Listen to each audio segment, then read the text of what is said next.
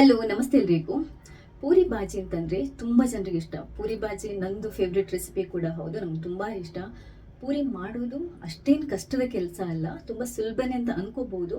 But perfect ಆಗಿರುವಂಥ ಅಂದರೆ ಉಬ್ಬಿರುವಂಥ ಪೂರಿ, ಗರಿ ಗರಿ ಆಗಿರುವಂಥ ಪೂರಿ, ಅಥವಾ ಪೂರಿ ಮಾಡಿದರೆ ಅದು ರೊಟ್ಟಿ ಥರ ಗಟ್ಟಿ ಆಗಬಾರ್ದು, ಪೂರಿ ತುಂಬ ಎಣ್ಣೆನ ಎಳ್ಕೊಳ್ಳುತ್ತೆ ಅನ್ನುವಂತಹ ಪ್ರಾಬ್ಲಮ್ಸ್ ಇದ್ದರೆ ಇವತ್ತೊಂದು ಪೂರಿ ಸರಿಯಾಗಿ ಅಂದರೆ ಪರ್ಫೆಕ್ಟಾಗಿ ಮಾಡುವಂಥ ಅದ್ಭುತವಾಗಿರುವಂಥ ಟಿಪ್ಸನ್ನು ನಾನು ಹೇಳ್ತಾ ಇದ್ದೇನೆ. ವಿಡಿಯೋನ ಪೂರ್ತಿಯಾಗಿ ನೋಡಿ. ಪೂರಿ ಮಾಡುವಾಗ ಪೂರಿ ಕರೆಕ್ಟಾಗಿ ಉಪ್ಪಿ ಬರಲ್ಲ, ಎಣ್ಣೆ ಹೇಳ್ಕೊಡುತ್ತೆ, ರೊಟ್ಟಿ ಥರ ಆಗುತ್ತೆ ಅನ್ನೋರಿಗೆ ಎಲ್ಲ ಟಿಪ್ಸನ್ನು ಈ ವಿಡಿಯೋದಲ್ಲಿ ಹೇಳ್ತಾ ಇದ್ದೇನೆ. ವಿಡಿಯೋನ ಪೂರ್ತಿಯಾಗಿ ನೋಡಿ. ಮೊದಲನೆಯದಾಗಿ ಪೂರಿ ಮಾಡಬೇಕಾದ್ರೆ ಹಿಟ್ಟನ್ನು ಯಾವ ಥರ ಕಲಿಸ್ಕೋಬೇಕು ಅನ್ನೋದು ತುಂಬ ಮುಖ್ಯ. ನಾವು ಒಂದು ಬೌಲಷ್ಟು ಹಿಟ್ಟನ್ನು ತಗೊಂಡ್ರೆ, ಅಂದರೆ ಗೋಧಿ ಹಿಟ್ಟನ್ನು ತಗೊಂಡ್ರೆ, ನಾನು ಗೋಧಿ ಹಿಟ್ಟಲ್ಲಿ ಮಾಡುವಂಥ ಪೂರಿ ಬಗ್ಗೆ ಮಾತ್ರ ಹೇಳ್ತಾ ಇದ್ದೇನೆ. ಮೈದಾದಲ್ಲಿ ಕೂಡ ಕೆಲವರು ಪೂರಿಯನ್ನು ಮಾಡ್ತಾರೆ. ಒಂದು ಬೌಲಷ್ಟು ಅಥವಾ ಒಂದು ಲೋಟದಷ್ಟು ನಾವು ಗೋಧಿ ಹಿಟ್ಟನ್ನು ತಗೊಂಡ್ರೆ, ಚಪಾತಿಗಾದರೆ ಅದರ ಅರ್ಧದಷ್ಟು ನೀರನ್ನು ಹಾಕಿ ಕಲಿಸ್ತೇವೆ. ಪೂರಿಗೆ ನಾವು ಏನು ಮಾಡಬೇಕು ಅಂತಂದರೆ ಅರ್ಧಕ್ಕಿಂತ ಒಂಚೂರು ಕಮ್ಮಿ ನೀರನ್ನು ಹಾಕಿ ಕಲಿಸ್ಕೋಬೇಕು.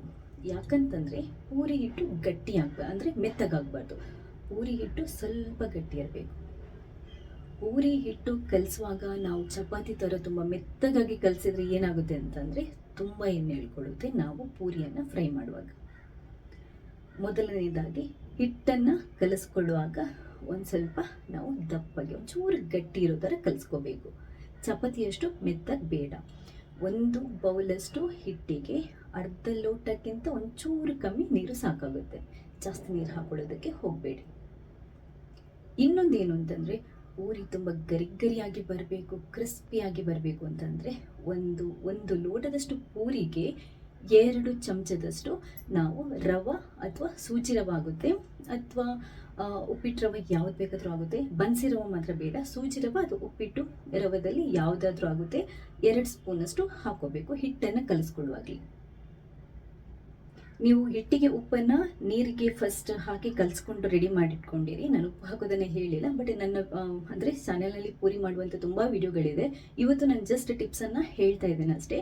ನೀವು ಕಂಪ್ಲೀಟಾಗಿ ಪೂರಿ ಕರೆಕ್ಟಾಗಿ ಮಾಡೋದನ್ನು ನೋಡಿ ಕಲಿಬೇಕು ಅಂತಂದರೆ ಅಮ್ಮೀಸ್ ಕುಕ್ಕರಿ ಪೂರಿ ರೆಸಿಪೀಸ್ ಅಂತ ಸರ್ಚ್ ಮಾಡಿ ನಿಮಗೆ ವಿಡಿಯೋಗಳು ಸಿಗುತ್ತೆ.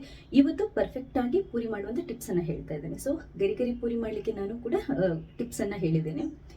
ಈಗ ಪೂರಿಯನ್ನು ಉಪ್ಪಿ ಬರೋ ಥರ ಮಾಡೋದಿದ್ರೆ ಏನು ಮಾಡೋದು?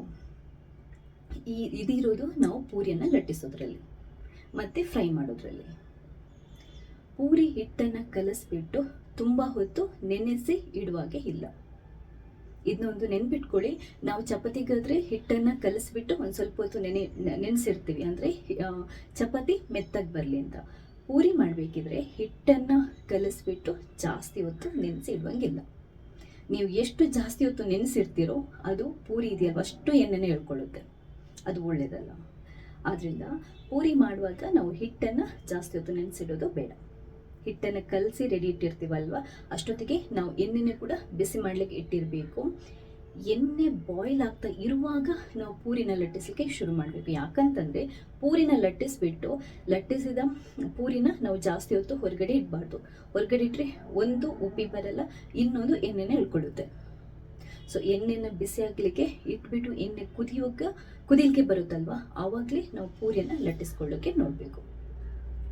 ಪೂರಿಯನ್ನು ಲಟ್ಟಿಸ್ಕೊಳ್ಳುವಾಗ ಒಂದು ಟಿಪ್ಸ್ ಏನು ಅಂತಂದರೆ ತುಂಬ ಪ್ರೆಷರ್ ಆಗಿ ನಾವು ಚಿಕ್ಕ ಚಿಕ್ಕ ಉಂಡೆ ಮಾಡಿ ಪೂರಿನ, ಅಂದರೆ ಗೋಧಿ ಪುಡಿಯನ್ನು ಉದುರಿಸ್ಬಿಟ್ಟು ಅದರ ಮೇಲೆ ಉದುರಿಸ್ಬಿಟ್ಟು ಲಟ್ಟಿಸ್ಕೊತೀವಲ್ವ, ಆವಾಗ ತುಂಬ ಪ್ರೆಷರ್ ಆಗಿ ನೀವು ಲಟ್ಟಿಸ್ಕೊಳ್ಳೋಕೆ ಹೋಗ್ಬಿಡಿ. ಯಾಕಂತಂದರೆ ತುಂಬ ಅಂಟ್ಕೊಂಡ್ರೆ ನಿಮಗೆ ಪೂರಿ ಉಪ್ಪಿ ಬರಲ್ಲ. ಮೆತ್ತಗೆ ಲಟ್ಟಿಸ್ಕೋಬೇಕು, ಮತ್ತು ತುಂಬ ತೆಳ್ಳಗೆ ಲಟ್ಟಿಸ್ಕೊಳ್ಳುವಂಗಿಲ್ಲ, ರೋಲ್ ಮಾಡುವಂಗಿಲ್ಲ. ಯಾಕಂತಂದರೆ ತುಂಬ ತೆಳ್ಳಗೆ ಮಾಡಿದರೂ ಕೂಡ ಅದು ಕಟ್ಟಾಗುತ್ತೆ, ಪೂರಿ ಉಬ್ಬಿ ಬರಲ್ಲ. ಒಂದು ಸ್ವಲ್ಪ ದಪ್ಪ ಇರಬೇಕು, ಮತ್ತು ನಿಧಾನಕ್ಕೆ ಮೆತ್ತಗೆ ಲಟ್ಟಿಸ್ಕೋಬೇಕು. ಲಟ್ಟಿಸ್ಕೊಂಡ ತಕ್ಷಣ ನಾವು ಬಿಸಿಯಾಗಿರುವಂಥ ಎಣ್ಣೆಯಲ್ಲಿ ಫ್ರೈ ಮಾಡಬೇಕು. ಅಂದರೆ ಹಾಗೆಯೇ ಲಟ್ಟಿಸ್ಕೊಂತ ಒಂದು ಪೂರಿನ ನಾವು ಫ್ರೈ ಮಾಡ್ತಾ ಇರಬೇಕು. ಇಲ್ಲದಿದ್ದರೆ ಏನಾಗುತ್ತೆ, ನೀವು ಫಸ್ಟ್ ಎಲ್ಲ ಉಂಡೆಗಳನ್ನು ಲಟ್ಟಿಸ್ಕೊಂಡು ಅನಂತರ ಫ್ರೈ ಮಾಡೋಣ ಅಂತ ಅಂದ್ಕೊಂಡ್ರೆ ಖಂಡಿತವಾಗ್ಲೂ ಯಾವುದೇ ಕಾರಣಕ್ಕೆ ಪೂರಿ ಉಬ್ಬಿ ಬರಲ್ಲ, ಮತ್ತು ತುಂಬ ಎಣ್ಣೆ ಎಳ್ಕೊಳ್ಳುತ್ತೆ. ಸೊ ನಾವು ಲಟ್ಟಿಸ್ತಾ ಹಾಗೆಯೇ ಫ್ರೈ ಮಾಡ್ತಾ ಇರಬೇಕು. ಫ್ರೈ ಮಾಡಲಿಕ್ಕೆ ಕೂಡ ಒಂದು ಟಿಪ್ಸನ್ನು ಹೇಳ್ತೀನಿ. ಫಸ್ಟ್ ನಾವು ಎಣ್ಣೆನ ಬಿಸಿ ಮಾಡಲಿಕ್ಕೆ ಇಟ್ಬಿಟ್ಟು ತುಂಬ ಚೆನ್ನಾಗಿ ಹೈ ಫ್ಲೇಮಲ್ಲಿ ಕಾಯಿಸ್ಕೋಬೇಕು. ಎಣ್ಣೆ ಬಾಯ್ಲ್ ಆಗ್ತಾ ಇರ್ತಲ್ವ, ಕುದೀತಾ ಇರುತ್ತಲ್ವ, ಆವಾಗ ನಾವು ಲಟ್ಟಿಸಿರುವಂಥ ಪೂರಿಯನ್ನು ಹಾಕುವಂಥದ್ದು. ಎಣ್ಣೆಗೆ ಹಾಕುವಂಥದ್ದು. ಕಾಯದ ಎಣ್ಣೆಗೆ ಅಂದರೆ ಸರಿಯಾಗಿ ಕಾದಿರದ ಎಣ್ಣೆಗೆ ನೀವು ಪೂರಿಯನ್ನು ಹಾಕಿದರೆ ಪೂರಿ ಯಾವುದೇ ಕಾರಣಕ್ಕೆ ಉಬ್ಬಿ ಬರಲ್ಲ. ಪೂರಿ ಕರೆಕ್ಟಾಗಿ ಉಬ್ಬಿ ಬರಬೇಕು ಅಂತಂದರೆ ಎಣ್ಣೆ ಕರೆಕ್ಟಾಗಿ ಕಾದಿರಬೇಕು. ಹಾಗಂತ ತುಂಬ ಓವರ್ ಹೀಟ್ ಆದರೆ ಪೂರಿ ಕರೆಕ್ಟ್ ಹೋಗುತ್ತೆ. ಸರಿಯಾಗಿ ಬಾಯ್ಲ್ ಬರ್ತಾ ಇದ್ದಾಗೆ ನಾವು ಲಟ್ಟಿಸಿರುವಂಥ ಪೂರಿಯನ್ನು ನಿಧಾನಕ್ಕೆ ಹಾಕಬೇಕು. ನಿಧಾನಕ್ಕೆ ಹಾಕಿಬಿಟ್ಟು ಮೇಲ್ಗಡೆ ಸ್ವಲ್ಪ ಎಣ್ಣೆನ ಹಾಕ್ತಾ ಇರಬೇಕು. ಎಣ್ಣೆ ಹಾಕಿ ಒಂಚೂರು ಸೌಟಿಂದ ಈ ಥರ ಪ್ರೆಸ್ ಮಾಡ್ತಾ ಇರಬೇಕು. ಆಗ ಕರೆಕ್ಟಾಗಿ ಪೂರಿ ಉಬ್ಬಿ ಬರುತ್ತೆ. ಒಂದು ಸೈಡ್ ಉಬ್ಬಿ ಬಂದ ಕೂಡಲೇ ಇನ್ನೊಂದು ಸೈಡ್ ಮಗುಚಿ ಹಾಕಿ ಮತ್ತೆ ಪುನಃ ಅದೇ ಥರ ಕಾಯಿಸ್ತಾ ಇರಬೇಕು.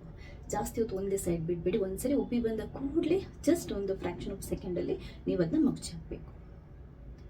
ಒಂದೆರಡು ರೌಂಡ್ ಮಗುಚಿ ಹಾಕಿ ಕಾಯಿಸಿದ ಕೂಡಲೇ ಪೂರಿ ಚೆನ್ನಾಗಿ ಅಂದರೆ ಗೋಲ್ಡನ್ ಕಲರ್ ಬರುತ್ತೆ, ಚೆನ್ನಾಗಿ ಕಾದಿರುತ್ತೆ, ಸೂಪರಾಗಿ ಆಗುತ್ತೆ, ಪರ್ಫೆಕ್ಟಾಗಿ ಉಬ್ಬಿ ಬರುತ್ತೆ. ಇನ್ನೊಂದೇನು ಅಂತಂದರೆ ಒಂದ್ಸರಿ ಎಣ್ಣೆ ಪೂರಿ ಕಾಯಿಸ್ಲಿಕ್ಕೆ ಬಿಸಿಯಾದ ಕೂಡಲೇ ಎಣ್ಣೆನ ಮೀಡಿಯಂ ಫ್ಲೇಮ್ಗೆ ಇಟ್ಬಿಡ್ಬೇಕು. ಒಂದೆರಡು ಪೂರಿ ಆದ ನಂತರ ಎಣ್ಣೆ ಸ್ವಲ್ಪ ತಣ್ಣಗಾಯ್ತು ತಂದ ಕೂಡಲೇ ಹೀಟನ್ನು ಒಂದು ಸ್ವಲ್ಪ ನಾವು ಜಾಸ್ತಿ ಮಾಡ್ಕೋಬೋದು. ಮತ್ತೆ ಎಣ್ಣೆ ಕಾದಾಗ ಸ್ವಲ್ಪ ಹೀಟನ್ನು ಕಮ್ಮಿ ಇಡಬೇಕು, ಅಂದರೆ ಫ್ಲೇಮನ್ನು ನಾವು ಕಮ್ಮಿ ಇಟ್ಕೋಬೇಕು. ಇಲ್ದಿದ್ರೆ ಓವರ್ ಹೀಟ್ ಆದರೆ ಪೂರಿ ಕರಟೋ ಚಾನ್ಸಸ್ ಇರುತ್ತೆ. ಇನ್ನೊಂದೇನು ಅಂತಂದರೆ ಪೂರಿ ನಮಗೆ ಗೋಲ್ಡನ್ ಕಲರ್ ಬರಬೇಕು ಅಂತಂದರೆ ಪೂರಿ ಇಟ್ಟು ಕಲಿಸುವಾಗ ನಾವು ನೀರಿಗೆ ಉಪ್ಪು ಹಾಕಿರ್ತೀವಲ್ವ, ಒಂದು ಸ್ವಲ್ಪ ಸಕ್ಕರೆನೂ ಕೂಡ ಸೇರಿಸಬೇಕು. ಒಂದು ರುಚಿ ಚೆನ್ನಾಗಿ ಬರುತ್ತೆ, ಇನ್ನೊಂದು ಗೋಲ್ಡನ್ ಕಲರ್ ಬರುತ್ತೆ. ಇಲ್ಲದಿದ್ರೆ ಒಂದು ಸ್ವಲ್ಪ ಚಿಟಿಕೆ ಅರಿಶಿನ ಕೂಡ ಹಾಕಿದರೂ ಕೂಡ ಬಂಗಾರದಂಥ ಪೂರಿನ ನಾವು ಮಾಡ್ಬೋದು.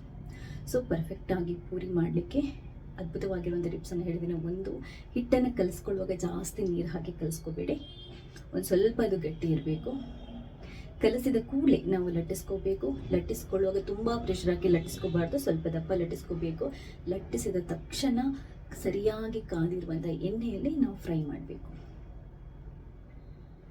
ಈ ಥರ ಮಾಡಿದರೆ ಯಾವುದೇ ಕಷ್ಟ ಇಲ್ಲದೆ ಪರ್ಫೆಕ್ಟ್ ಆಗಿರುವಂಥ ಹೋಟೆಲಲ್ಲಿ ಏನು ಇಷ್ಟಿಷ್ಟು ದಪ್ಪ ಉಬ್ಬಿರುವಂಥ ಪೂರಿ, ಬಲೂನ್ ಥರ ಉಬ್ಬಿರುವಂಥ ಪೂರಿ ಮಾಡ್ತಾರಲ್ವ, ಅದೇ ಥರ ಪೂರಿಯನ್ನು ಮನೆಯಲ್ಲೇ ಸುಲಭವಾಗಿ ಮಾಡ್ಬೋದು. ತುಂಬ ವಿಡಿಯೋಸ್ ಇದೆ ನನ್ನ ಚಾನಲ್ನಲ್ಲಿ ಪೂರಿ ಮಾಡುವಂಥ, ಪರ್ಫೆಕ್ಟ್ ಪೂರಿ ಮಾಡುವಂಥ. ನಾನು ಯಾವಾಗಲೂ ಅಷ್ಟೇ ಪೂರಿ ಅಂತೂ ಪರ್ಫೆಕ್ಟಾಗಿ, ಪೂರಿ ಚಪಾತಿಯಲ್ಲಿ ಸ್ಪೆಷಲಿಸ್ಟ್ ಅಂತಲೇ ಹೇಳ್ಬೋದು. ಅದ್ಭುತವಾಗಿ ಮಾಡ್ತೀನಿ. ಡಿಫ್ರೆಂಟ್ ವೆರೈಟೀಸ್ ಆಫ್ ಪೂರೀಸ್ ಮತ್ತು ಚಪಾತೀಸ್ ಮಾಡ್ತೀನಿ. ತುಂಬ ರೆಸಿಪೀಸ್ ಇದೆ. ಚಪಾತೀಸ್ ಇದು ಕೂಡ ಬೇರೆ ಬೇರೆ ಥರದ್ದು ತುಂಬ ರೆಸಿಪೀಸ್ ಇದೆ ನನ್ನ ಚಾನಲ್ನಲ್ಲಿ. ನೀವು ಅಮ್ಮಿಸ್ ಕುಕ್ಕರಿ ಚಪಾತಿ ರೆಸಿಪೀಸ್ ಅಂತ ಟೈಪ್ ಮಾಡಿ ನೋಡ್ಬೋದು. ಪೂರಿ ರೆಸಿಪೀಸ್ ಇದೆ, ಬೇರೆ ಬೇರೆ ಥರದ್ದು ಬ್ರೇಕ್ಫಾಸ್ಟ್ ರೆಸಿಪೀಸ್ ಇದೆ, ತುಂಬ ರೆಸಿಪೀಸ್ಗಳಿದೆ, ಕಿಚನ್ ಟಿಪ್ಸ್ ಇದೆ, ಬ್ಯೂಟಿ ಟಿಪ್ಸ್ ವಿಡಿಯೋಸ್ಗಳಿದೆ. ಎಲ್ಲದನ್ನು ನೋಡ್ಕೋಬೇಕು ಅಂತಂದರೆ ನೀವು ಇಲ್ಲಿ ತನಕ ನನ್ನ ಚಾನಲ್ಗೆ ಸಬ್ಸ್ಕ್ರೈಬ್ ಆಗಿಲ್ಲದಿದ್ದರೆ ದಯವಿಟ್ಟು ಸಬ್ಸ್ಕ್ರೈಬ್ ಆಗಿ. ಇನ್ನೊಂದೇನು ಅಂತಂದರೆ ಸಬ್ಸ್ಕ್ರೈಬ್ ಆದರೆ ನಿಮಗೆ ನೋಟಿಫಿಕೇಶನ್ ಬರುತ್ತೆ. ಸೊ ನೀವು ನನ್ನ ಎಲ್ಲ ವಿಡಿಯೋಗಳನ್ನು ಮಿಸ್ ಮಾಡದೆ ನೋಡ್ಬೋದು. ಹಾಗೆಯೇ ಪೂರಿ ಮಾಡುವಂತಹ ಬೇರೆ ಏನಾದರೂ ಸೀಕ್ರೆಟ್ ಟಿಪ್ಸ್ ನಿಮ್ಗೆ ಗೊತ್ತಿದ್ರೆ ಈ ವಿಡಿಯೋದಲ್ಲಿ ಕಮೆಂಟ್ ಮೂಲಕ ತಿಳಿಸಿ. ಏನಾಗುತ್ತೆ ಅಂತಂದರೆ ನಾನು ಅದನ್ನು ನೋಡ್ತೀನಿ, ಓದ್ತೀನಿ, ಬೇರೆಯವರು ಕೂಡ ವಿಡಿಯೋ ನೋಡೋರು ಕಮೆಂಟ್ಸನ್ನು ನೋಡ್ತಾರೆ. ಸೊ ಅವರಿಗೂ ತಿಳ್ಕೊಂಡಾಗುತ್ತೆ. ಇಲ್ಲದಿದ್ದರೆ ನನಗೆ ಇನ್ನೊಂದು ವಿಷಯನ ತಿಳ್ಕೊಂಡು ನೆಕ್ಸ್ಟ್ ನಾನು ವಿಡಿಯೋ ಮಾಡಿ ಬೇರೆಯವ್ರಿಗೆ ತಿಳಿಸೋಕ್ಕೂ ಹೆಲ್ಪ್ ಆಗುತ್ತೆ. ಆದ್ದರಿಂದ ದಯವಿಟ್ಟು ನಿಮ್ಮ ಫೀಡ್ಬ್ಯಾಕನ್ನು ಶೇರ್ ಮಾಡೋದಕ್ಕೆ ಕೂಡ ಮರಿಬೇಡಿ. ವಿಡಿಯೋ ಇಷ್ಟ ಆದರೆ ಲೈಕ್ ಮಾಡಿ, ಬೇರೆಯವರಿಗೆ ಶೇರ್ ಮಾಡಿ. ಥ್ಯಾಂಕ್ಸ್ ಎಲ್ರಿಗೂ.